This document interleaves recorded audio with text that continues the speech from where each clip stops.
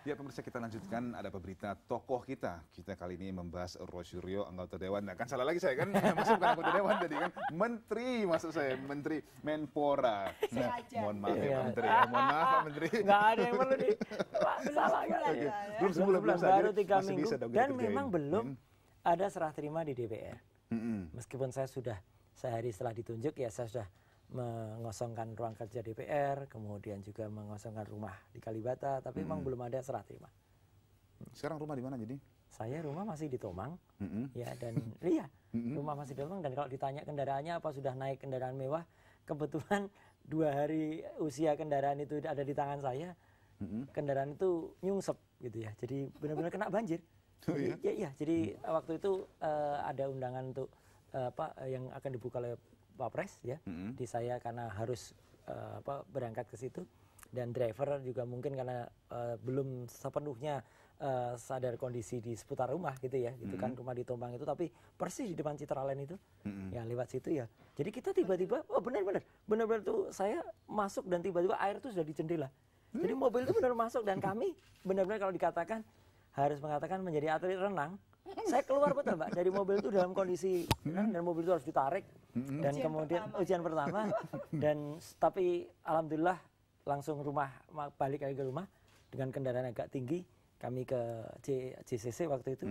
Terus siang harinya ya saya ke tempat banjir juga, tapi karena ada atlet kita yang menjadi korban dari banjir gitu. Jadi ya itulah, jadi makanya kemana-mana ya bukan sok pakai mobil tinggi gitu ya gitu, tapi ya memang yang aman sekarang seperti itu ya. Itu, gitu. Mbak Siti, terima kasih mau hadir bersama kita kali ini. Ya, selamat malam Mbak Siti. Tadi kita bahas bagaimana sepak terjang seorang Roy Suryo.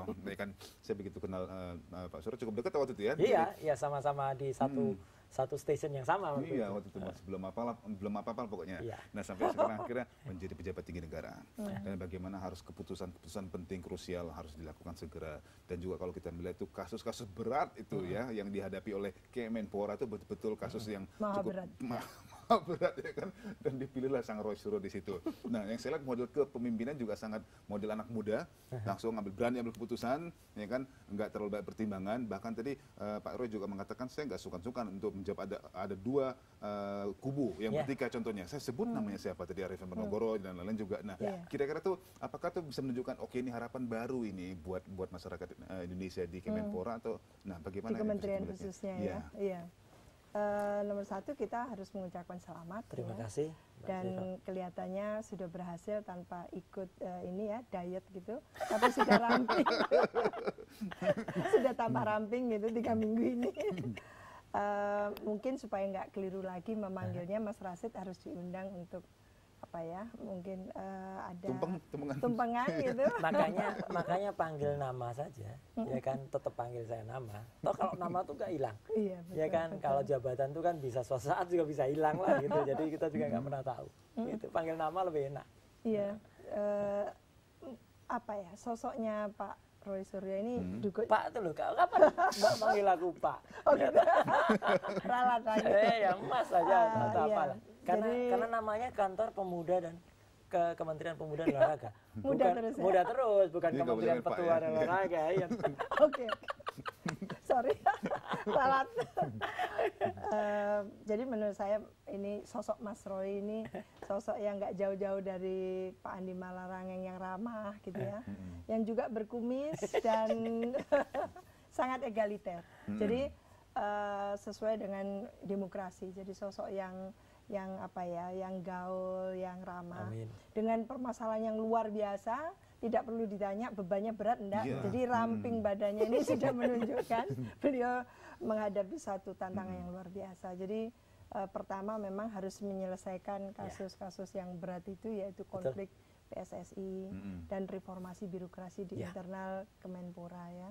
Itu luar biasa. Saya tidak tahu apakah background sebagai pakar IT itu akan bisa menyelesaikan gitu ya, dalam waktu yang sesingkat-singkatnya sampai katakan Pilpres 2014, itu paling tidak mengangkat kembali kepercayaan publik terhadap kantor Kemenpora yang dihantam badai gitu ya, korupsi yang luar biasa, tidak hanya satu Hambalang tapi juga ada Wisma Atlet gitu ya. Jadi menurut saya ini beban yang luar biasa. Ada konflik yang real di situ mengenai PSSI gitu ya, dan merosotnya secara tajam gitu ya kinerja atau apa ya kualitas kualitas olahraga kita tidak bergaung di tataran tidak hanya internasional tapi di ASEAN saja keok gitu ya. Ini luar biasa. Jadi memang membutuhkan satu sosok yang serius yang selesai dengan hidupnya lah ya.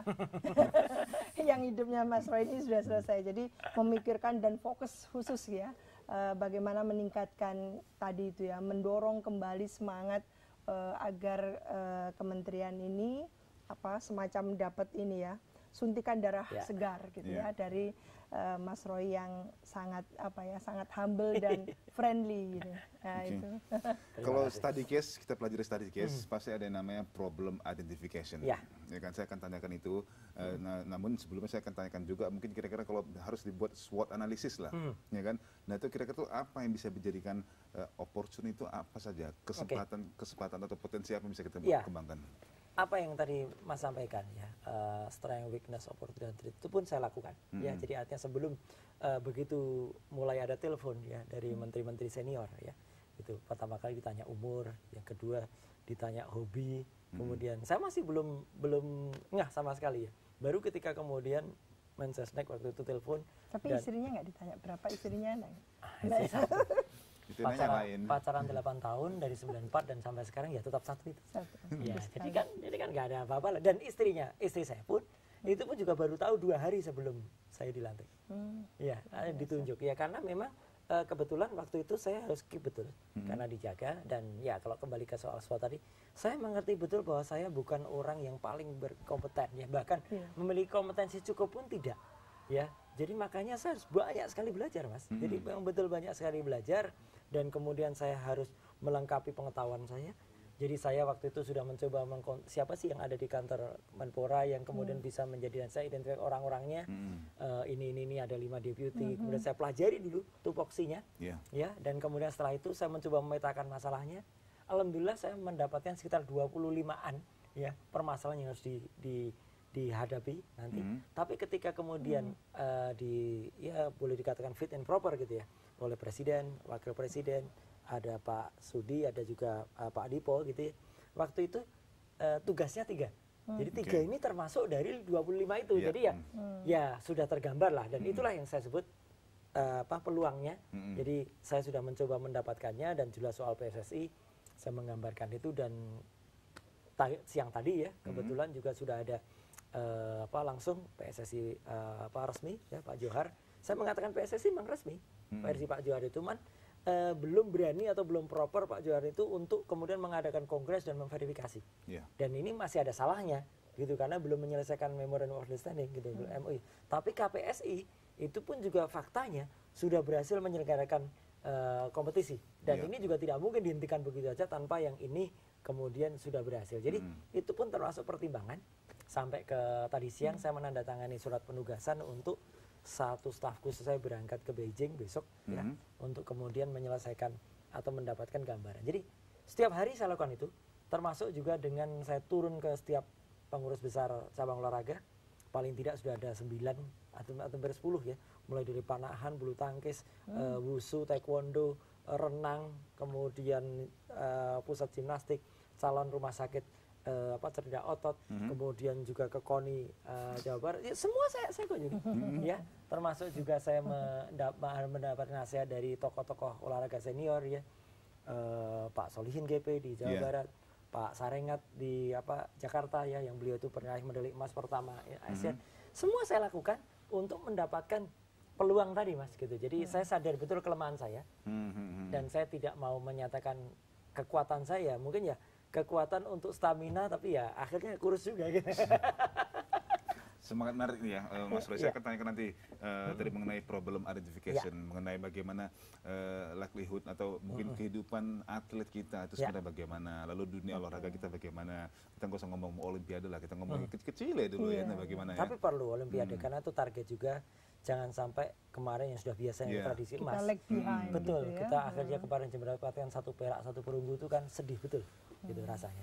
Oke, PR besar dan kita tentunya kita akan sapa lagi, dan pemirsa kami juga mengundang Anda jika ada ingin bertanya langsung kepada Bapak Menteri Menpora yang ada di samping saya, silakan hubungi kami di 021 5155 111. Jangan kemana-mana.